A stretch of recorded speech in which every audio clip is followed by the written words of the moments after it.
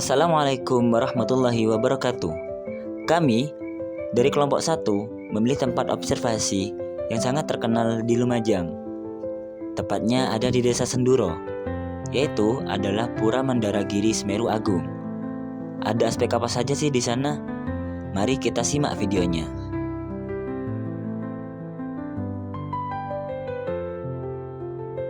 Di sini dari PKI Lumajang ingin mengetahui bagaimana atau sejarah tentang pura ini berdiri. Dengan Bapak siapa? Bila Dharma.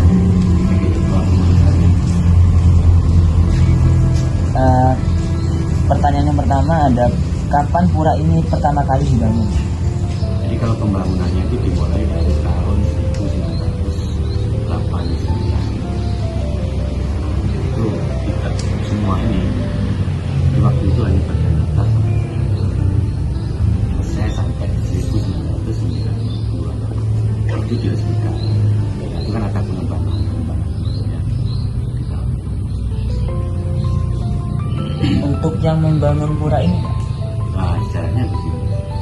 Jadi umat Hindu atau tokoh-tokoh dulu yang ada di Kabupaten Lumajang yang punya keinginan untuk membuat tempat ibadah untuk umat Hindu mengangkat sekabupaten Lumajang, karena kita belum punya sentralnya untuk melakukan kegiatan beragama.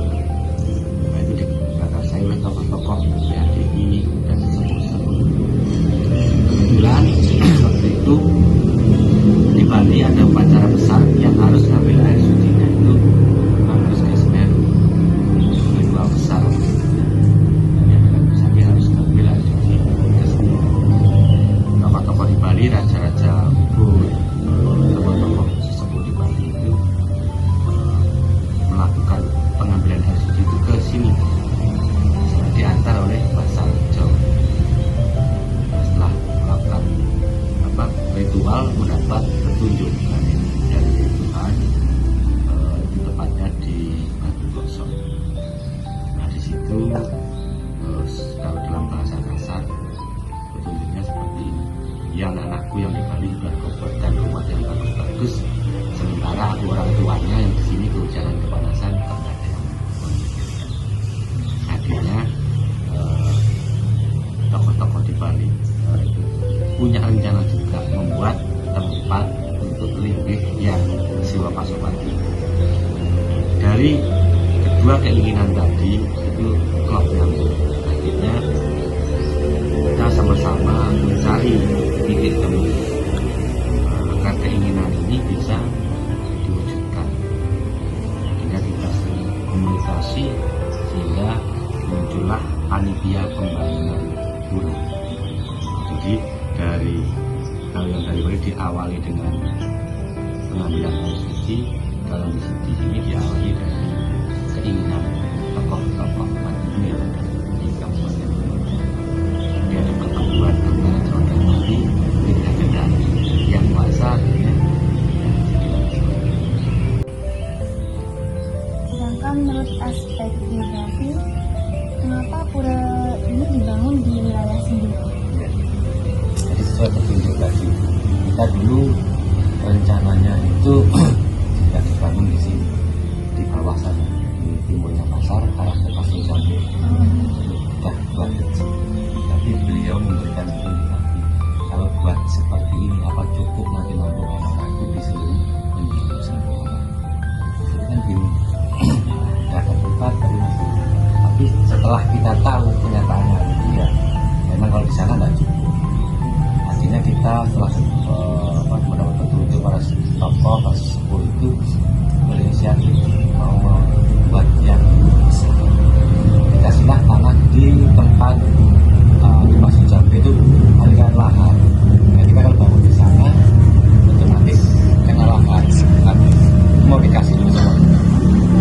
Akhirnya kita berinisiatif lagi bahwasannya ada yang ngasih tanah di atas.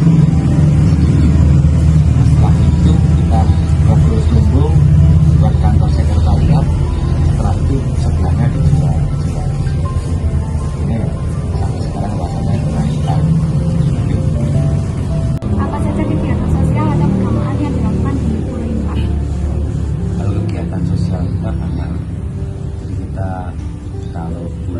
puasa itu biasanya kita bertakjil ya, yang buat saudara-saudara kita yang beragama muslim dan kita juga tidak salah, dan itu kolaborasi lah dalam pembuatan.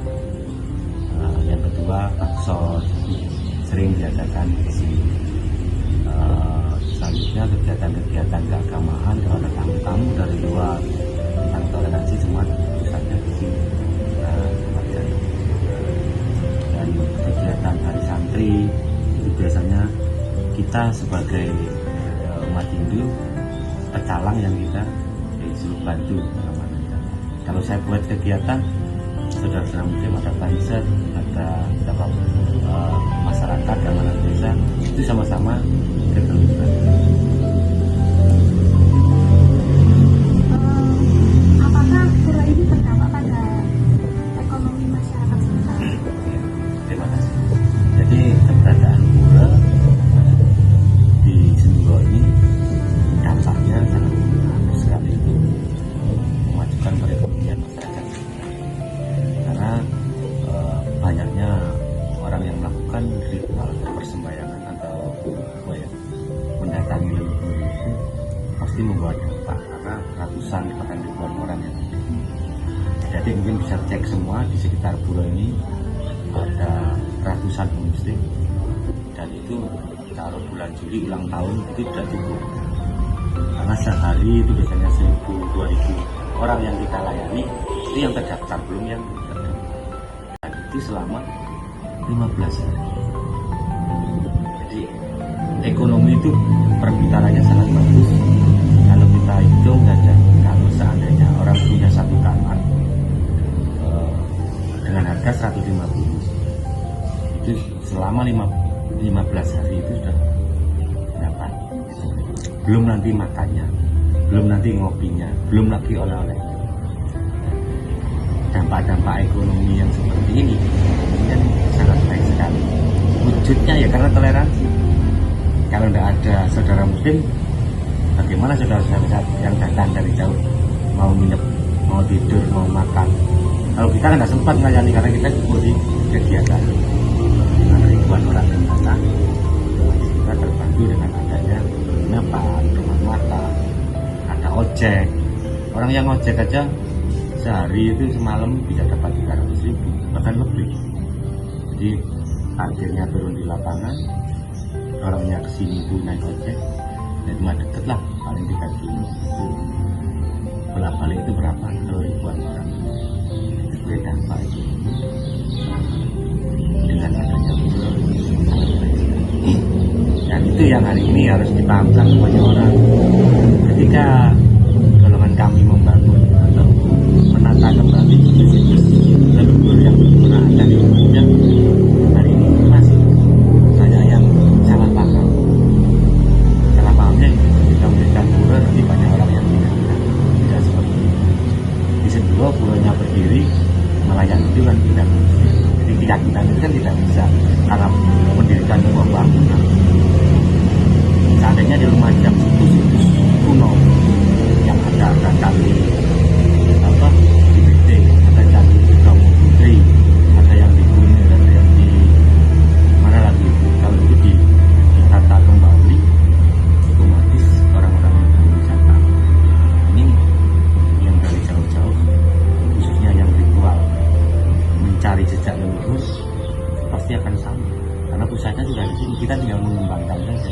Mau dibawa kemana setelah dari sini ya. Nah ini kalau bukan teman-teman mahasiswa menyuarakannya susah.